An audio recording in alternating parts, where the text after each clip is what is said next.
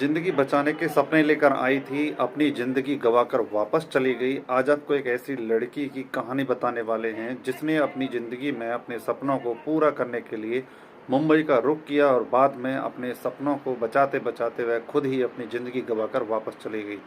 आज बात करने वाले हैं प्रीति राठी केस की।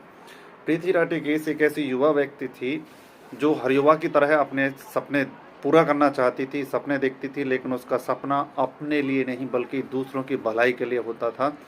तभी तो वह सपनों के शहर में जिंदगियां बचाने को लेकर सपने लेकर आई थी। लेकिन देखिए नियति का खेल कि सपनों के उसी शहर ने उससे उसकी ज़िंदगी ही छीन ली। इस शहर से 3 जून 2013 को वापस लौटी, केवल उसका पार्थिव शरीर, उसके सपने अधूरे रह गए।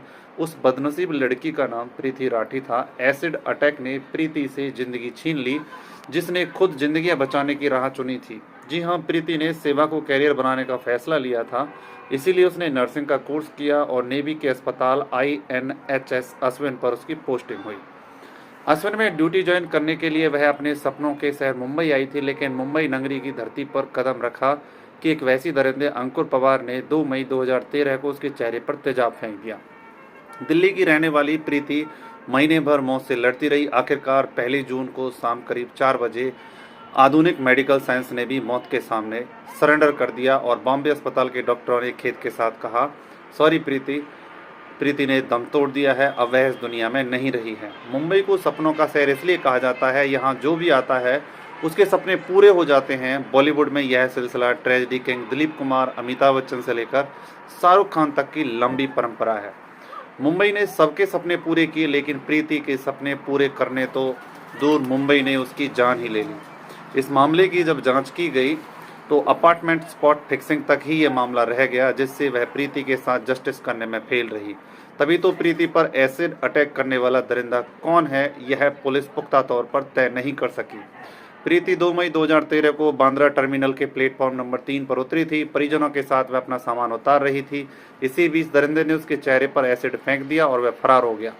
तब रेल पुलिस ने पहले दबन नाम के एक शख्स को पकड़ा, फिर जांच मुंबई क्राइम ब्रांच को दे दी गई। उस समय कई और घटनाओं में मीडिया का अटेंशन डाइवर्ट कर दिया था और प्रीति के साथ हुए हादसे पर उनकी उतनी कवरेज नहीं हो पाई थी जितनी दिल्ली गैंगरेप की स्कार ज्योति सिंह को मिली थी। बहरहाल बाद में प्रीति राठी पर तेजाब फेंकने वाले असली दोषी अंकुर नारायण लाल पवार को पकड़ लिया। क्राइम ब्रांच ने अपनी जांच के बाद अंकुर को आरोपी बनाया। बताया जाता है कि उसने एक तरफा प्यार और उपेक्षा की वजह से प्रीति की जान ले ली।